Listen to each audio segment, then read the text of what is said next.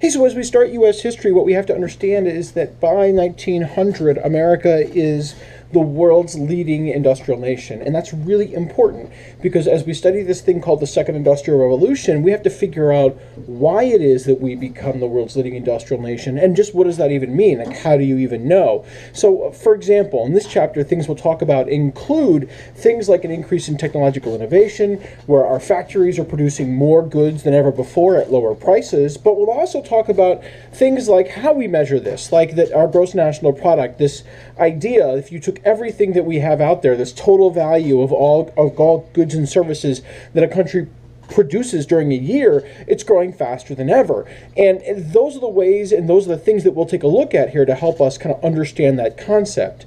One of the things that really helps us become the top producing nation in the world with a large national product is natural resources. The idea here is that America itself, our country, the land, has an incredible number of raw materials, vast natural resources. This means that American companies can get resources from America cheaply. An example of this would be oil or coal, things that begin in Pennsylvania that allow us to increase production. Like, I'll give you an example, right? If we have more oil, we can have cheaper transportation because gasoline will be cheaper, which means we can move more goods, which means we'll end up producing more as a country and we'll make more goods at fewer or at a lower price. Compare that to something like coming from all the way in China, whereas if you have something coming from China, right, you have to pay the person to dig it out of the ground in China, you have to pay the person to put it on the truck or the train, you got to pay the person to then move it from one point to another in China, then you got to pay a person to put it on a ship, and then you got to pay the ship coming over to America, then you got to get it off the ship in America, put it onto another train or truck or something, and then move it to the company that's going to finally use it, which would cost way more money. This way, with America having natural resources here at home, that means that things are going to be much, much cheaper.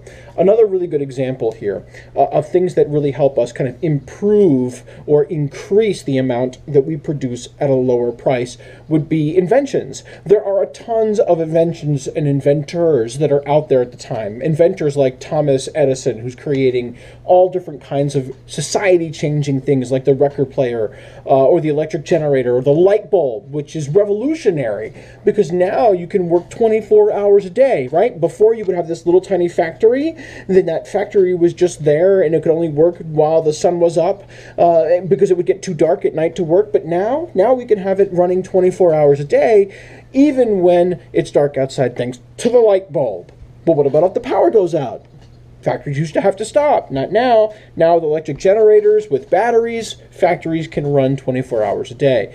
You see other people like Alexander Graham Bell inventing the telephone, another revolutionary idea, because now communication is instantaneous across the country and there's no confusion because you can hear what the other person is saying on the other end of the line.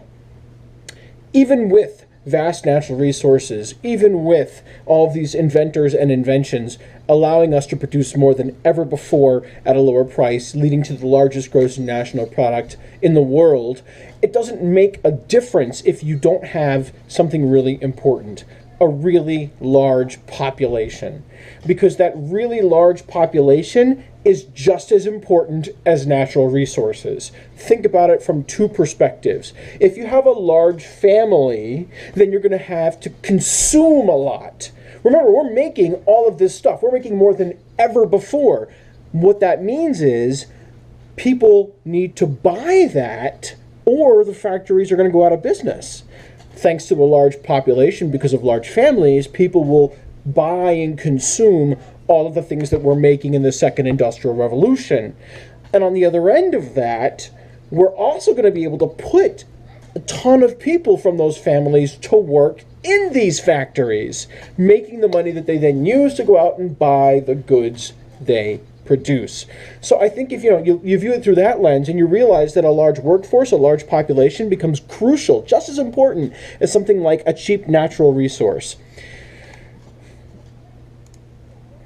The last big thing I think we should focus on here, as we take a look at the beginning of the Second Industrial Revolution, is something called laissez-faire.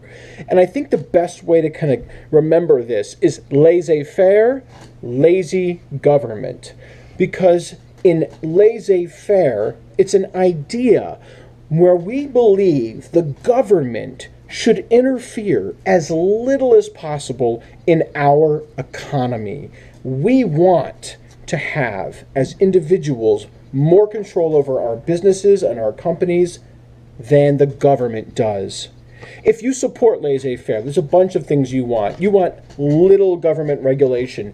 You want supply and demand to set price and wages. You don't want the government to do that for you. You want more competition to make sure business is as efficient as possible. And you want low taxes or tariffs so that companies will buy people will buy the goods you produce no matter where you are in the world.